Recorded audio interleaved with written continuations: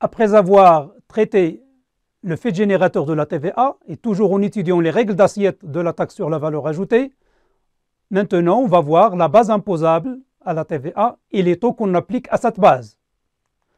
Alors, la base imposable à la TVA, eh bien, la base va comprendre le prix de la marchandise et les accessoires du prix. Voilà la règle principale. La base, c'est le prix et les accessoires du prix. Par accessoire, il faut entendre tous les frais compris à l'exclusion de la TVA elle-même. Je vais vous donner des exemples. Il s'agira des recettes accessoires telles que les ventes de déchets et des emballages. Si on a des subventions d'exploitation, là encore, ça entre dans la base de calcul de la TVA. Les produits financiers tels que les intérêts sur dépôt à terme, là encore, ce sont des éléments qui figurent dans la base imposable de la TVA.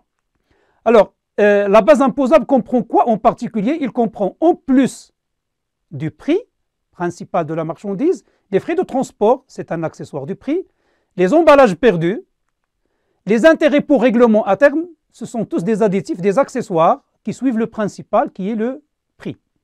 Les compléments de prix, éventuellement, les droits et taxes, lorsque j'importe par exemple, je paye des droits et taxes à la douane, les droits de douane, la taxe intérieure de consommation, eh bien ces droits de douane et sa taxe intérieure de consommation, combien même c'est des taxes versées à l'État, ils entrent comme éléments composant la base imposable de la taxe sur la valeur ajoutée. La taxe impose les autres taxes. Elle n'impose pas elle-même, ça va de soi. Alors les rabais, remises et ristournes accordés et les escomptes accordés, bien sûr, ils vont venir en déduction de la base imposable, du chiffre d'affaires imposable. C'est normal parce qu'ils agissent en diminution du prix principal. Cas particulier, pour la livraison à soi-même, la base imposable, puisqu'il n'y a pas de prix, puisqu'il n'y a pas de vente, la base imposable, c'est le coût de production du bien en question. Si je construis un siège, je prends toujours le cas de la construction d'un siège, eh bien la base imposable à la TVA, c'est le coût de la construction du siège en question et pas le prix puisqu'il n'y a pas de prix. Alors, les taux de TVA, alors on distingue le taux de 20%, c'est le taux dit normal, les taux réduits, on a 3 taux réduits, le taux de 14%, le taux de 10% et le taux de super réduit de 7%. On a ceux qui veulent parler aussi du taux de 0%, mais le 0% c'est le taux, on va dire, appliqué aux opérations exonérées avec ou sans droit à déduction. Bien, alors commençons par le premier taux, le taux de 7%. Il s'applique aux éléments, comme on va le voir, de première nécessité, tels que l'eau livrée au réseau de distribution publique, la location des compteurs d'eau et d'électricité, mais pas l'électricité, les produits pharmaceutiques à titre d'exemple, on a les fournitures scolaires, c'est aussi 7%, et le sucre, les conserves alimentaires, les conserves de sardines, les conserves sont à 20%. Les conserves de sardines, c'est du 20%. Les conserves telles que par exemple, on va dire la confiture, c'est 20%, mais les conserves de sardines, c'est encore à 7%. Le lait en poudre destiné tant à l'alimentation humaine qu'animale, c'est du 7%, etc. La liste est de moins en moins longue parce que au Maroc, on est en train de basculer vers le taux de 10%, et donc dans les années à venir, peut-être des produits soumis à 7% vont basculer à 10%. Alors le taux de 10% s'applique aux denrées et de boissons à consommer sur place. C'est pratiquement le cas des restaurants, donc les hôtels et restaurants, donc les prestations des hôtels, hébergement, restauration, c'est à 10% aussi. La location d'immeubles à usage d'hôtel, donc le secteur touristique, on va dire, grosso modo, c'est du 10%.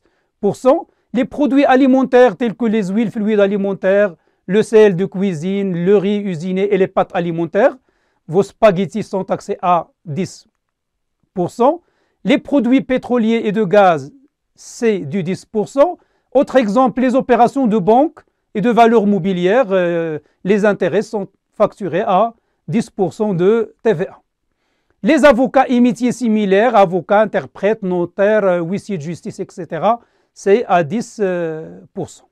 La liste des produits soumis à 10% est en train de prendre de la longueur parce que beaucoup de produits qui étaient exonérés ou qui étaient soumis à 7% le sont maintenant à 10%.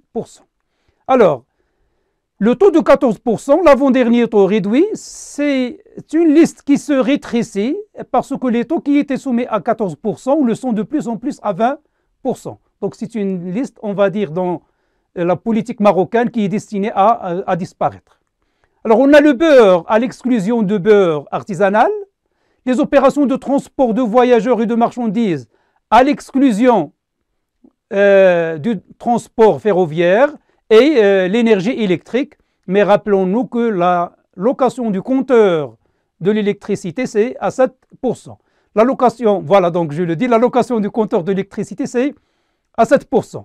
Sinon, à part ce que je viens de citer à titre d'exemple, à part ce qui est expressément taxé à 7, 10 ou 14%, le reste, et c'est la quasi-majorité, la quasi-totalité des produits et services, c'est à 20%. Donc le taux de 20%, il est appliqué à tous les biens et services non expressément soumis à des taux réduits ou super réduits, 14, 10 ou 7.